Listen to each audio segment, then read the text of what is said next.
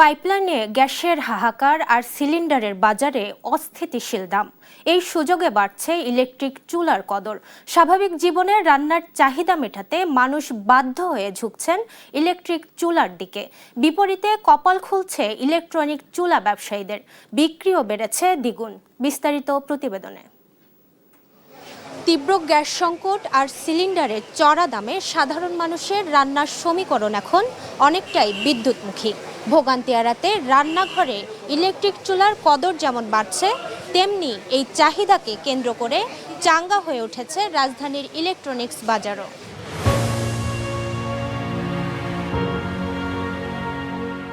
গোলাপী বেগম রাজধানীর কারণ বাজারের এই বাসিন্দা সকাল সন্ধ্যা হিসেব কষেও মেলাতে পারছেন না সংসারের বাজেট।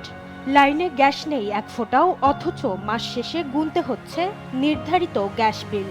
পেট চালানোর দায়ে বাধ্য হয়েই কিনে এনেছেন বৈদ্যুতিক চুলা। এতে রান্নার গতি ফিরলেও মাস শেষে বিদ্যুৎ বিলে কপালে নামছে চিন্তার ভাঁজ।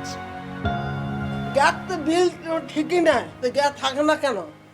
বিল তো ঠিকই নেয়, কামাই করতে লাগে না, কষ্ট লাগে না, টাকাটা তুমি নাও, আর আমার গ্যাস থাকে না। আবার কারেন্টের চুলাতে রান্না, সে কারণ তো থাকে না ঠিকভাবে। ভোগান্তির এই গল্প শুধু গোলাপী বেগমের একার নয়, ঢাকা শহরের বেশিরভাগ পরিবারেই এখন এমনই চিত্র। লাইনে গ্যাস নেই, তবুও মাস শেষে বিল পরিশোধ বাধ্যতামূলক। ঘন্টার পর ঘন্টা গ্যাস না থাকায় ভোগান্তি আর ক্ষোভ প্রতিদিনকার চিত্র। আমাদের ইনকামও কম, একটা গ্যাসের সিলিন্ডার কিনতে গেলে তো 2000 টাকা। এখানে সরকার গ্যাস দিতেছে না, বিল তো ঠিকই নিতেছে। গ্যাস আসে 2টা 2:30টার সময়, গ্যাস অল্প, রাত্রে 2টা 2:30 তখন ঘুমাইবো না পাকাইবো। এই গ্যাসের বিলও দেই, ইলেকট্রিক চুলার কারণে কারেন্টের বিলও আসে প্রচুর। গত মাসে এসেছিল 3800 টাকা, এবার কত আসবে আমি জানি না। এইভাবেই চলছে।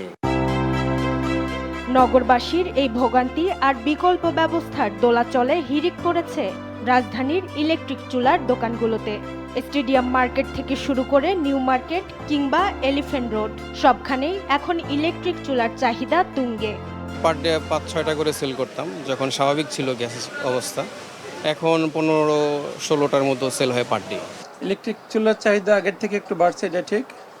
যেহেতু গ্যাসের স্বল্পতা, এখন মানুষের জীবন তো বাঁচাইতে হবে। একদিকে এলপিজি সিলিন্ডারের বাজারে অস্থিতিশীল দাম, অন্যদিকে লাইনের গ্যাসের হাহাকার। দুয়ের টানাপোড়েনে রান্নাঘরের স্বাভাবিক গতি ধরে রাখতে ইলেকট্রিক চুলাই এখন সাধারণ মানুষের একমাত্র ভরসা।